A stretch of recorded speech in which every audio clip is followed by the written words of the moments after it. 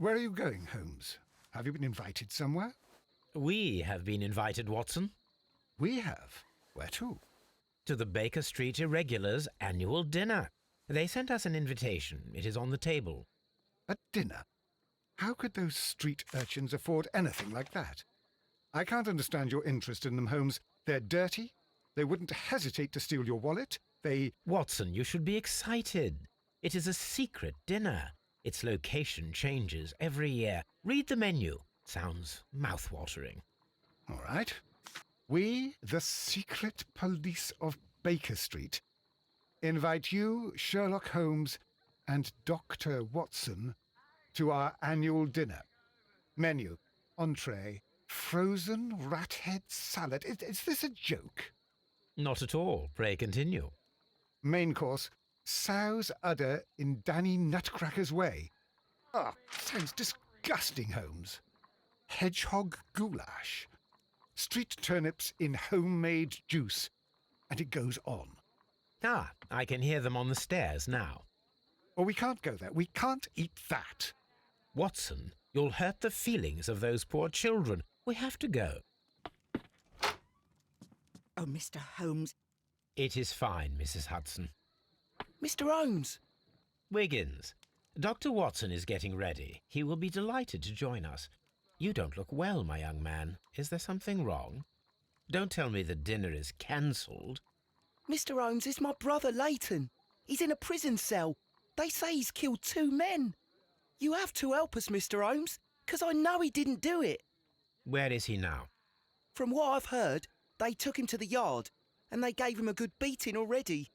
You know what they're like. They'll hang him. They won't look any further. Holmes, we have to help him. Well, and forget about the dinner.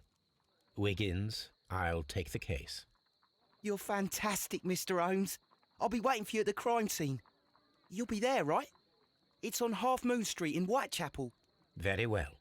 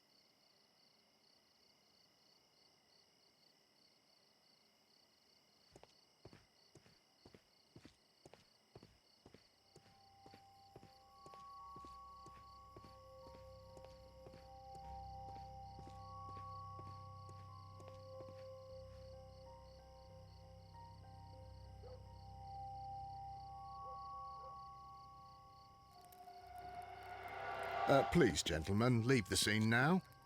Oh, Mr. Holmes, is that you? Good evening, Constable... Constable Marrow. I was here with Inspector Aberline during the Ripper case, Mr. Holmes, back in '88. But then this is nothing like that case. With this one, we've got the murderer, the weapon, and the statements, which speak for themselves. Of course, Marrow. But you know that appearances can sometimes be deceiving. Who were the victims? The two men here, both shot. The stab fellow was Brian Vacotti, a well-known ruffian. The other, Kenneth Butler, a jeweller by trade. You spoke of statements. You have witnesses? Well, I was there, so I gave my own statement. And then there were two other witnesses who said they saw the killer Chapman. Mr. Turner, a gentleman who lives in that flat over there. And Polly Powell, a flower seller, who was over at the far side of the street. So, Constable Marrow, I should be delighted to hear your testimony. I was standing at the north side of Half Moon Street. That was the side that you came from. But you would have been unable to observe this part of the street, where we are standing now. That is correct. But I saw the two victims slowly enter Half Moon Street, and then shortly after, the fireworks started. A few minutes after that, the fellow Chapman rushed towards me and ran into Half Moon Street. Please continue. I didn't pay attention, but suddenly I heard a woman's cries and police whistles on the other side of Half Moon Street. I rushed over there and I saw the two dead bodies on the ground. When I reached Whitechapel Street, I saw Leighton Chapman. He'd been caught by two police constables. Did you hear the shots? I didn't hear any shots. The fireworks were all over the sky. They were so loud I couldn't hear anything else. What were the fireworks in honor of, Constable? Well, today's Queen Victoria's birthday, Mr. Holmes. Yes, I appear to have lost track of the days. It is May now, of course. Constable Marrow, what else caught your attention while you were running through Half Moon Street? I saw nothing but rats, and I took the time to light every corner with my lamp. Did you happen to look up at Mr. Turner's window when you were on Half Moon Street at that time? Yes, I saw that the window was open, but no one was there. It was dark in the room. Constable, your statements have been of great value to me.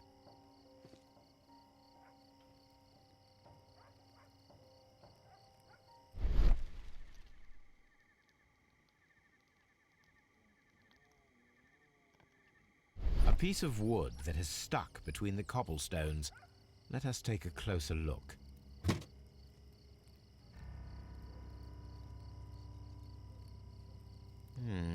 This shard of wood is quite new.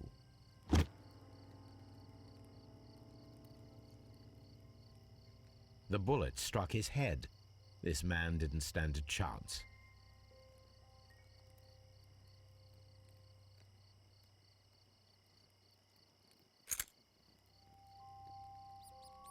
This is an ordinary key. I wonder what kind of door it opens.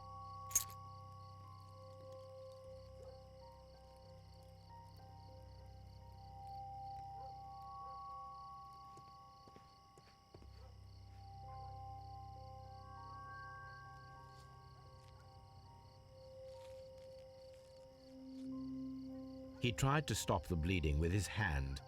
Death was not instant. The bullet penetrated his stomach, a dreadful wound.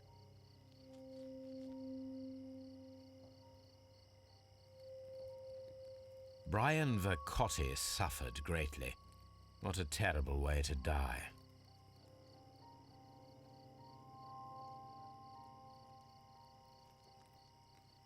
A tattoo from Westgate Prison.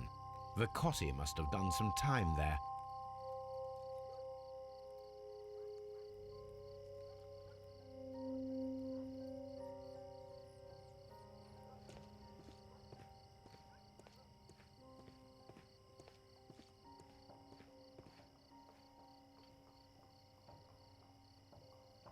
Good evening, Mr. Turner.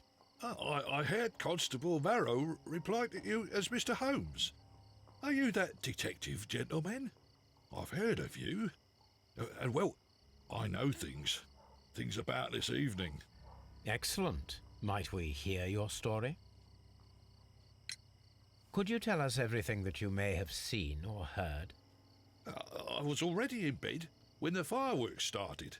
A few moments after, I clearly heard 2 gunshots from outside. Please continue. I quickly got up and I grabbed the lamp from my nightstand and I rushed towards the window. I looked down and I saw 2 bodies. And there was a man with a gun who was standing nearby. Where exactly? Well, near this body. Did he notice you? I don't think so. He rushed towards Whitechapel Street without looking around. Mr. Turner, did you see anyone else in the street? No, I saw no one but that man, the murderer, the fellow they caught. Were the 2 shots you heard consecutive? Yes, there was a very short pause between them, and they sounded different somehow. It seemed to me that the second shot was louder than the first. That is an interesting comment. Mr. Turner, what were your actions after you stepped up to the window? I was afraid that the man with a gun might return, so I stayed close to the window till I saw the policeman coming in the Half Moon from Whitechapel. Then I walked out to tell them everything I saw.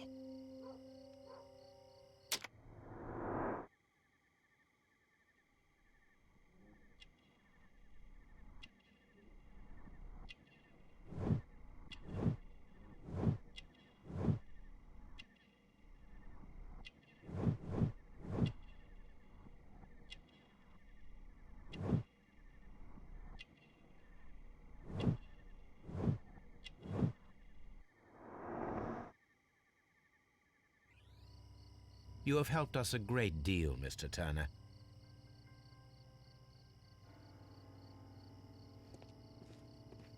Mr. Holmes, did you see my brother at Scotland Yard? Is he all right?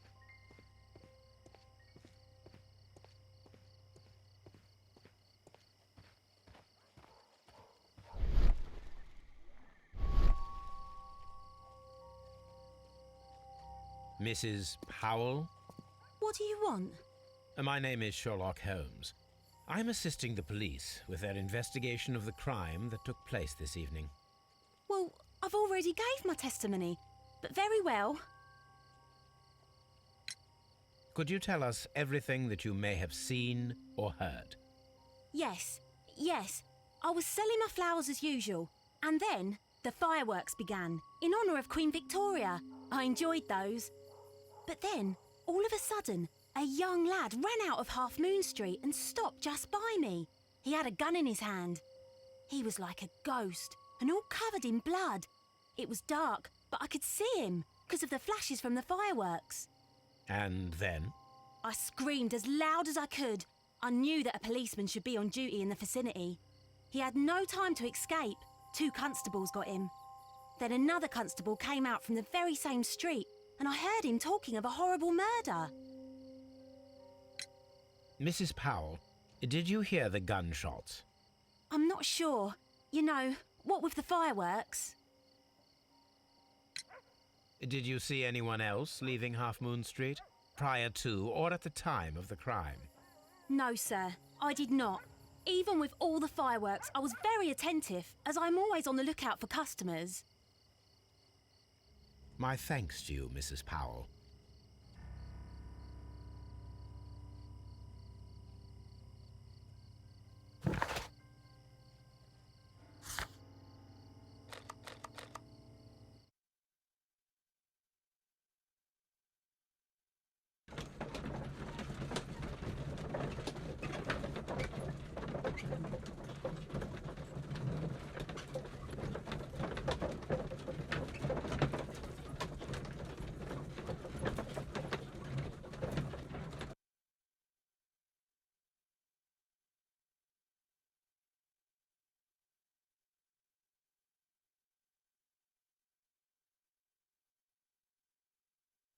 Mr. Holmes! Whatever brings you here so late at night? I'm interested in the case of young Leighton Chapman. He was arrested earlier this evening and accused of a double murder. I beg your pardon? That case is quite clear to the police. Or are there any new facts that we don't know about? Who knows, Inspector? Look, you are free to investigate, of course, Mr. Holmes. Chapman was arrested with a revolver in his possession, which you can find in the evidence room. The suspect himself is in custody. Did you find anything else on his person? A few personal belongings. Nothing particular, Mr. Holmes. Thank you, Lestrade.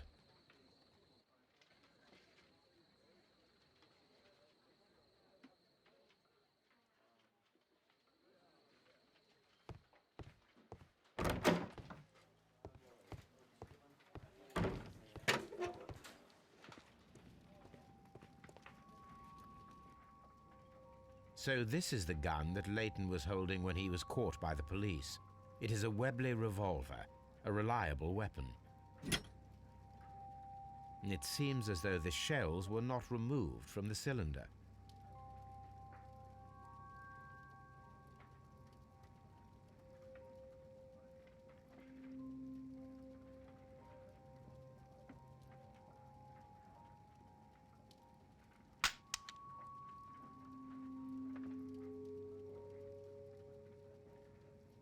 Two out of the 6 shells have been fired.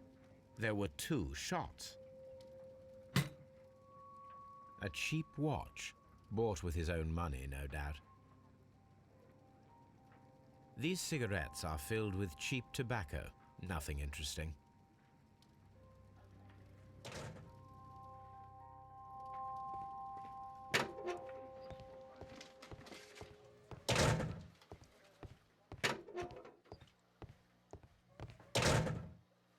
Please escort this suspect for interrogation.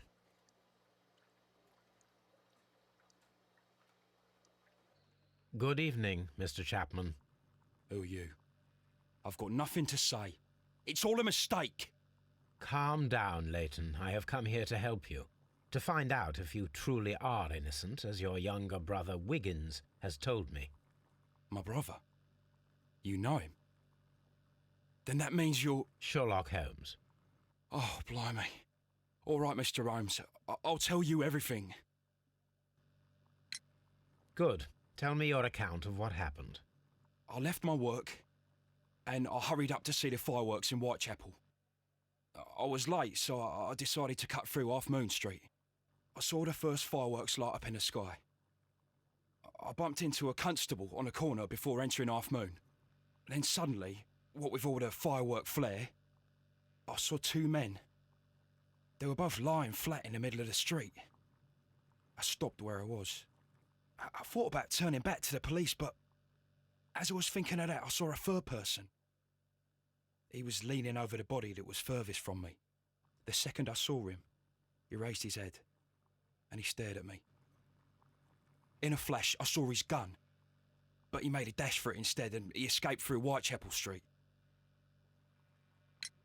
So you might still have had time to return to the constable. I panicked. I didn't know what to do. Anyway, I approached the bodies just to see if they were still alive. I saw that one had blood pumping out of his stomach. He was dying. It was horrible. The second one was already dead. He had a hole in his head. He was holding a gun in his hand, though. I took it, and then I followed the third man. Interesting. Pray, continue. I turned a corner, and I saw the man standing in the middle of the street. He seemed to be in some sort of panic. And then, Mr. Holmes, something strange happened. I told the police and they laughed at what I said, but I swear to you, my words are true. I started running towards him. But then I was blinded by a flash. It was so bright that I hardly saw anything for a good dozen seconds. But I kept running forward. As I arrived in Whitechapel, I heard a woman screaming. And then I was caught by the police. But there wasn't a trace of that man. Of course, then they found a gun and all that blood. I couldn't see the murderer escaping and all that mess. Perhaps I was still half-blinded at that moment. A thrilling account, my young man. Leighton, are you able to describe the person whom you saw standing in Half Moon Street? Well, I wasn't able to see his face at all. It was too dark, and he was too far away. I could see his silhouette. And what about that? Nothing so special. He was wearing a jacket. He was quite average in size and his weight. I see. Was there anything else that struck you at the time? No. But perhaps it's strange, but I can't remember the sound of his footsteps as he was running away. Perhaps it was because of the fireworks or the surprise of me seeing him.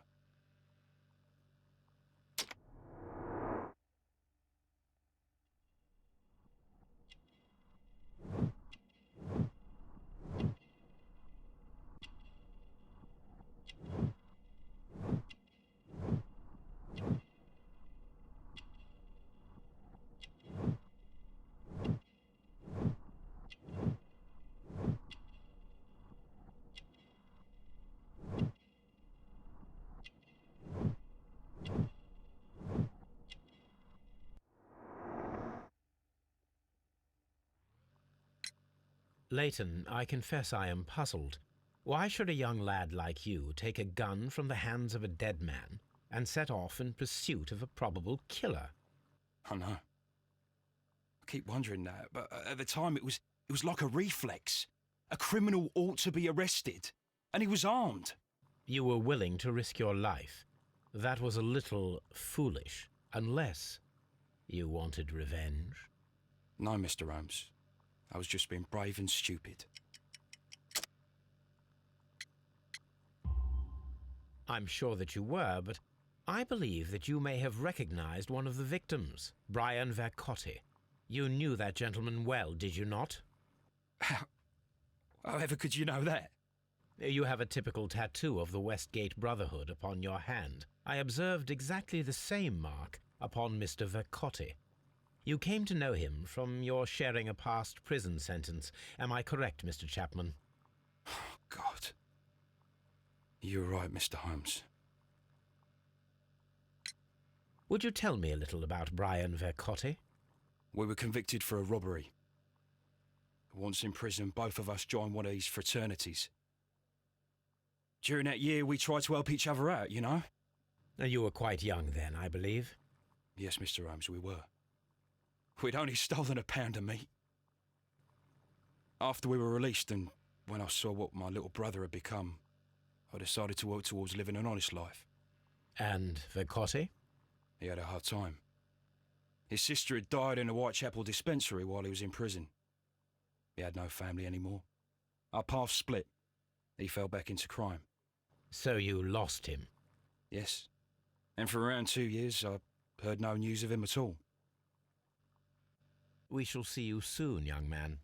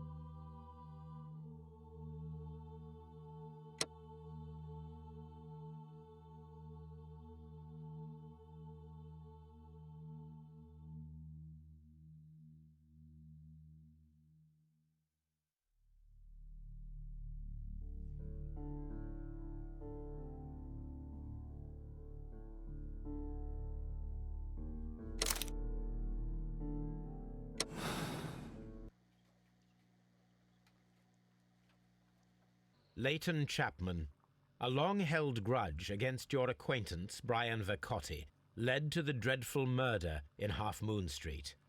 You killed Brian Vercotti and his companion, Kenneth Butler, with cold single-mindedness. The law will not tolerate that. No, it's not true. I'm innocent. It's all over now, lad. The clues speak for themselves. Now you'll have to face up to justice. Mr. Holmes, but you promised to save him.